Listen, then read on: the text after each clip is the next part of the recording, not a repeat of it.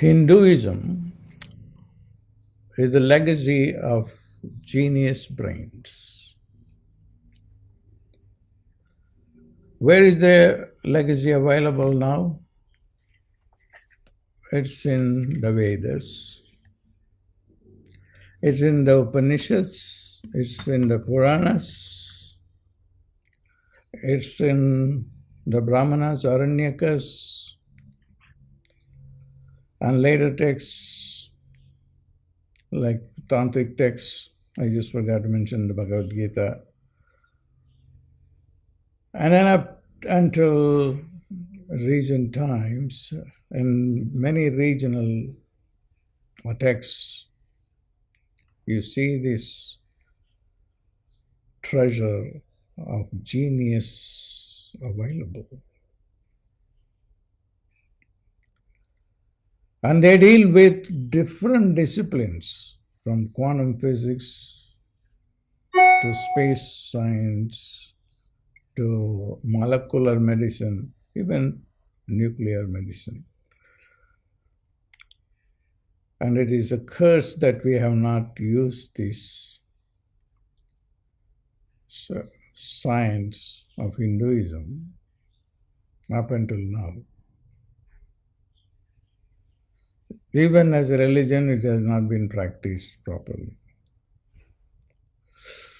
That's really a disgrace. But anyway, time is changing, and I hope that the Vedas and the Upanishads and all the other texts will come to light. In fact, there is an article, you may be interested in looking at it,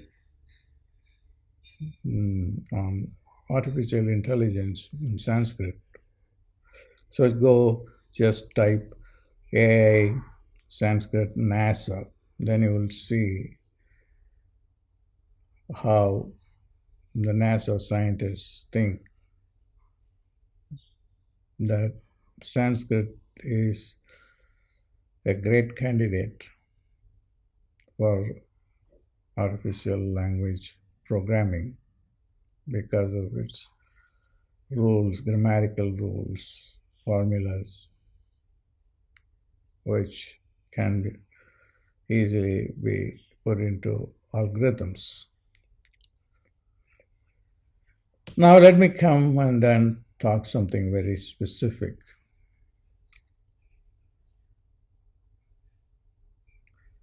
Rigveda is the ancient, the most ancient scriptures of the world. How old it is, the Hindus would say it has no age, which I believe that. But Western scholars date it about 1200 BC. Some people say it could be even 15,000 BC, but the truth is, you cannot date it. And they did not at that point, and even today, care for dating. What is important is not when it was written. What is important is what it is for and what it can do. Now, quantum physics says that the world, this is quantum field theory, the string field theory, which is one of the latest theories. The string field theory says that the sounds created the universe. And this is the theory that we see in the concept of mantras. The mantras, the Vedic verses are also called mantras. So it's a very complex term. And when you say these sounds, you will get into, even just to think about it, you will get into an altered state of consciousness. The rucha, we have the verses of the Rigveda, will take you into different dimensions of experience. But unfortunately, even during the Rigvedic period, the knowledge was lost. First, let me begin with describing what the Veda is. The Veda means it comes from the root Ved, to know. It's a book of knowledge. So they were preoccupied with knowledge of the highest kind, so that they could use it for creation.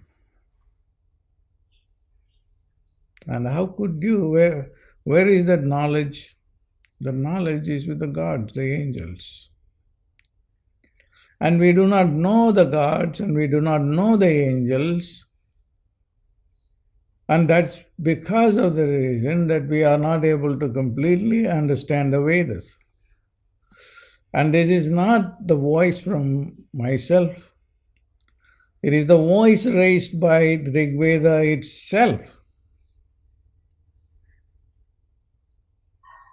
Richo akshare parame vyoman yasmin deva adi vishve nishetu yastanna veda kim riksha karishyati. This is Rigveda book 1. What is the use of the rich if you do not know the gods and goddesses who carry the secret? Even during that time, the Rigvedic seer asked that Yastanna Veda Kim Richa Karishyati. What is the use if you do not know where the gods are holding the knowledge? Within the riches or riches. Richa is Hindi, riches. The richa means to praise. It also means glory, splendor, sound, celestial sounds. See, in Sanskrit, the most important thing is one sound will have several meanings. So even this verse that I chanted to you has been studied by many different scholars in many different ways. I have my own, I've been working on it for a long time. I have my own understanding than the other people have done. Because now, let me put in perspective what I have found. Richa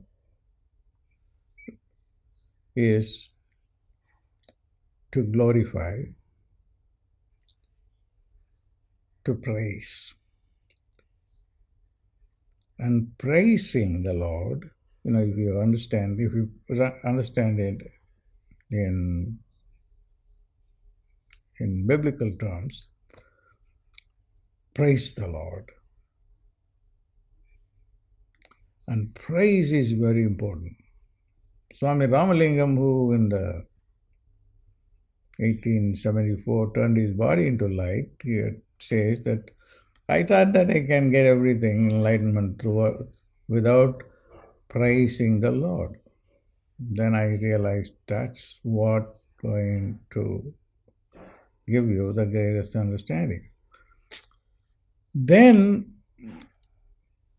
I began to delve deep into the praising. And if you read the Sahasranamas of any god, it's just praising them. You are omniscient, you are omnipotent, you are omniscient, all these things. Now, And the later tradition calls it as Archana. You go to the temple in India, do Archana for the deity. What he would say is, you are omniscient, you are omnipresent, you are omniscient, omnipresent. Keep on saying that all the time. And when you do that, you will get the omniscience and omnipresent and all. Omnipotence, omnipresent, and omniscient qualities. So that is the truth. And one of the commentators of this verse is Yaska of Nirukta, and he says, it's all in Richo Akshare, and he says that God, Akshara, is God. Akshara means that which cannot be destroyed. I am more comfortable with saying the Akshara is the letters or syllables. And then the third word is Parame. Param is supreme, and also Param also means that which creates. So just to recite it, not very rapidly, but very slowly, focusing attention on it with a little bit of meaning that you have understood, you will really go into a blissful state of consciousness. Richo Akshare, Akshara, Richo.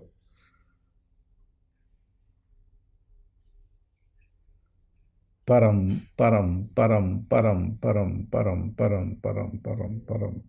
That will take you to an understanding beyond your reasoning. The Maharishi has done a lot of research on this particular verse and how it affects your DNA, which it does. Yes, he has done a lot of work on this particular text, and also Agnim Mele Purohitam Yajnadevam Ritvidam. Hotaram Ratnadatam, that's the first verse in the Rigveda. And then they are very creative in nature. It will give you wisdom. The Akshara will give you wisdom.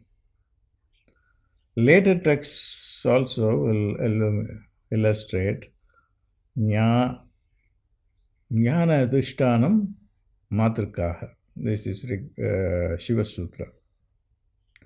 Where is intelligence? It's in the Akshara, which will never be destroyed.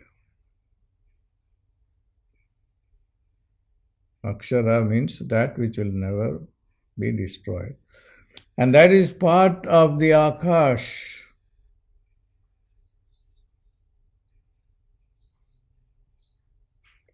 So if you are repeating it over and over again, you will be able to move to the highest intelligence, and the problems that you have been facing in your life or in your work, you will be able to solve it very quickly because of the highest intelligence that comes from recitation. That reminds me of the Bible. The Bible is called the Word of God. So if you read the Bible over and over again, the biblical tradition says that you will be revealed. What will you be revealed? The relationship between sound, and matter. You can, by saying the sound, you can manifest. That is the way Rigveda, that the richo akshare paramayoman has the same meaning. You can create everything provided you understand God. And how do you understand God? He is in the word, in the sounds, in the aksharas, in the matrikas. And I have created a science out of it, which is called the phonemic intelligence. And my vision is to use phonemic intelligence to create the highest wisdom or genius brain. So I'm going to experiment it pretty soon. We have done some work at Harvard Medical School and also in Brain Science International in San Francisco. And we have introduced in all the schools in the state of Goa, in India, where we have done a study on about 35,000 people. Now, these are people coming from humble backgrounds, but they quickly were able to show great results in their performance, academic performance. But here it's not simply academic performance, it can give you the highest wisdom, genius, because the genius is in the sounds. The sounds are in the Akash. The rishi, the yogi, goes into your meditation, and from that meditation he pulls out these mantras. And that is how the Vedas discovered the mantras. And you can see that as you begin to do it, fully understanding what they are, or at least some understanding of what they are.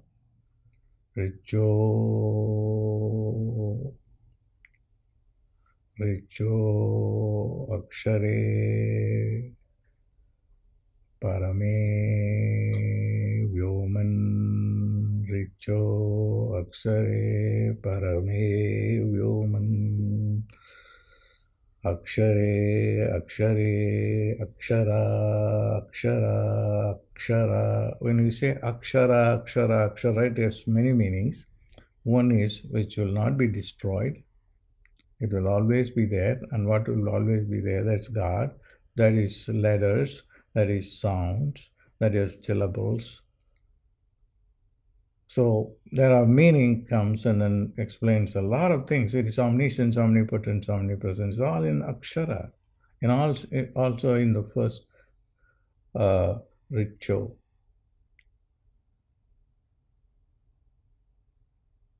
Akshara,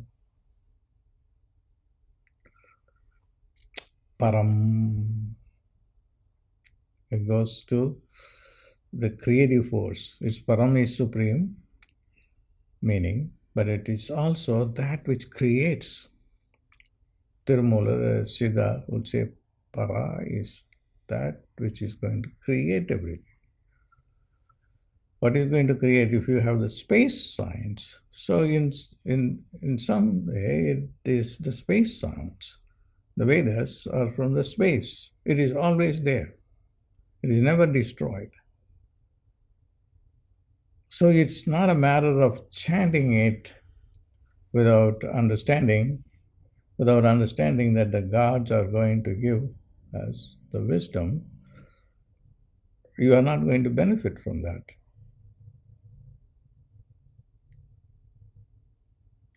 So the akshara is very important. in even a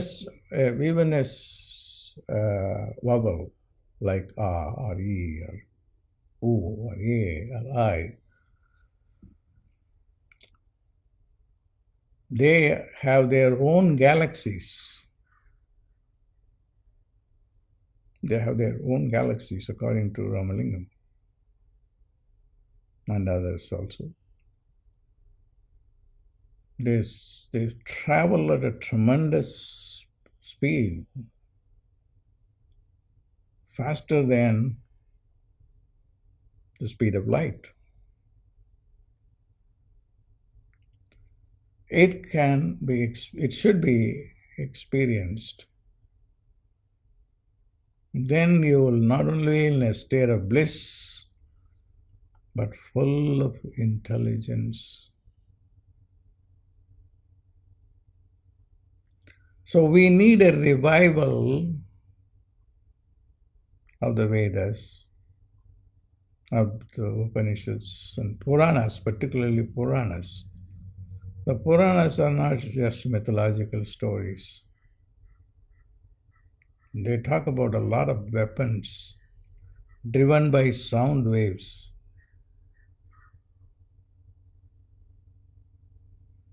So those weapons become powerful because of your meditation for years and years and years, during which you bring the mind to the quantum level, to the boson level. You have a bosonic mind. At that level of the mind, then you have bosonic power, bosonic intelligence. It is not an accident that boson came to be named after Bose, an Indian scientist who Einstein invited to come and develop with him Bose-Einstein statistics. And boson is named after Bose. Boson is the God particle. So we have to know the God particle through the sounds. Now, there is a science called sonogenetics. The sounds can change your genes. It can change your genes. It's the easiest way to change genes instead of doing gene editing and other things, which is not legal anyway. So you can change it in a very positive way. India will be at the top of this new science, provided they want to put their heart and soul and also their money into research,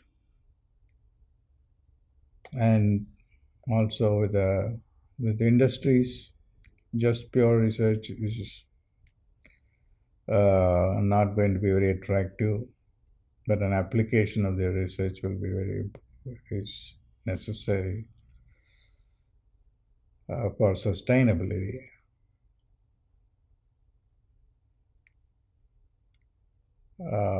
I just want this message to reach youngsters, youth, because they are the one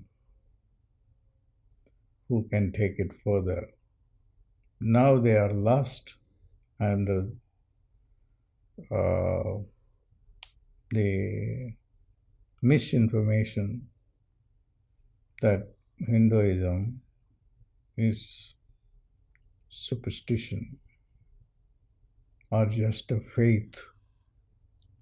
It is not a science. It is not only a science, but it is a super science.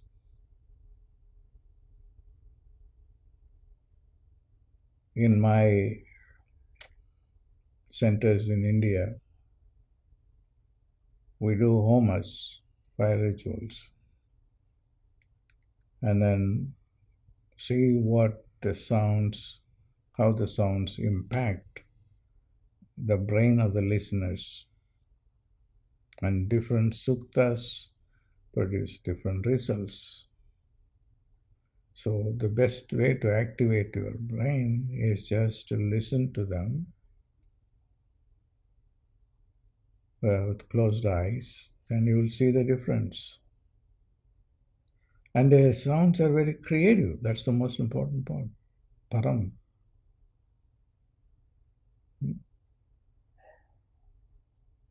And if you don't understand this, how the whole recitation part works, there is no point in reciting it. Yastanna Veda Kim Richa Karishyati. What is the use of reciting it if we don't understand the gods who govern there? That brings all the gods back to prominence.